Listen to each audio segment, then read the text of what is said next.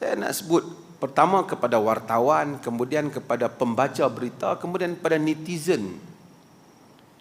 Sebahagian berita ni rubbish, buang masa orang. Masalah duduk lalu juga aku handphone kita. Cerita rumah tangga orang bercerai lah, apalah, merepek betul. Pertama, untuk wartawan, semua yang dia tulis itu adalah kerja yang bodoh dan sia-sia. Dia membodohkan diri, membodohkan rakyat juga, membodohkan pembaca. Urusan rumah tangga orang, apa yang awak nak sibuk? Tidak memberi manfaat kepada awak di dunia dan di akhirat.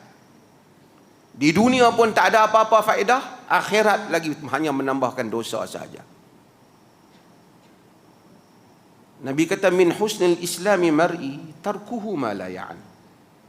Tanda baik Islam satu orang, dia tinggalkan benda yang tak ada kaitan dengan dia. Apa kaitan awak? Orang nak bercerai ke? Dia nak merajuk ke? Berapa ramai tiap-tiap hari orang bercerai dan merajuk?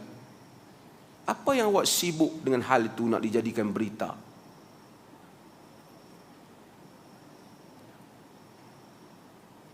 Nabi kata, Inna Allah yuhibbul ma'ali al-umur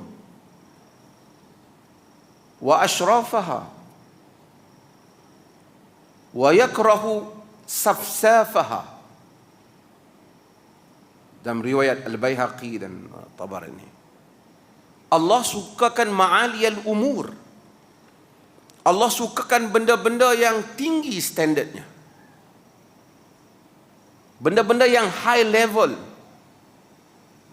dan benda-benda yang mulia. Dan Allah bencikan benda-benda yang selekeh, benda-benda yang remeh temeh, yang tak ada nilai. Allah benci. Cerita pasal orang bercerai merajuk, cerita pasal orang bercerai beli kereta, apa benda hal ditulis segala titis peluh ataupun segala kesungguhan yang dia tulis. Apa faedah ini semua? Maka marilah pula orang itu mengulas, orang ini orang mengulas. Kemudian petua-petua perkahwinan, ustaz-ustaz pun keluarkan petua-petua pernikahan, perkahwinan, bagaimana nak mendamaikan. Menjadikan masyarakat bodoh dengan berita-berita yang seperti itu. Itu urusan orang. Kau nak cerai-cerai, berapa ramai tiap hari orang bercerai, dan kau nak kembalikan balik, kau kembali. Agama memberikan panduan umum, bukan nak mencerita berapa titis air mata orang lah apa. Tengok tajuk je selekeh lah. Serabut handphone kita bila dia lalu.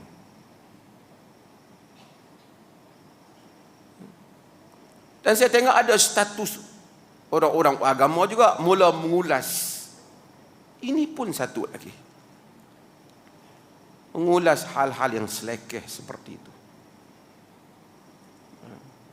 Ini sangat saya nak sebut. Tapi saya nak sebut hadis tadi. Untuk kita menjadi orang yang besar, untuk menjadi orang yang tinggi standardnya, kita campuri, kita berurusan dengan perkara-perkara yang tinggi nilainya dalam hidup ini. Orang-orang yang suka mencampuri hal-hal yang selekeh, maka dia pun selekeh. Sebab itu apabila kita berbicara dengan orang-orang yang besar, kehidupannya besar, cerita-ceritanya cerita besar. Apa yang dia lihat dalam kerangka yang besar. Tapi kalau satu orang itu kita lihat bersembang dengan kita, dia bersembang benda-benda yang selekeh, kita jangan duduk di dalam majlisnya. Dia akan menjadikan kita sepertinya bercakap benda-benda yang lekeh, tak ada standard. Allah suka ma'aliyal umur, perkara-perkara yang ada kualiti, ada standard. Cakap dalam hal-hal yang besar.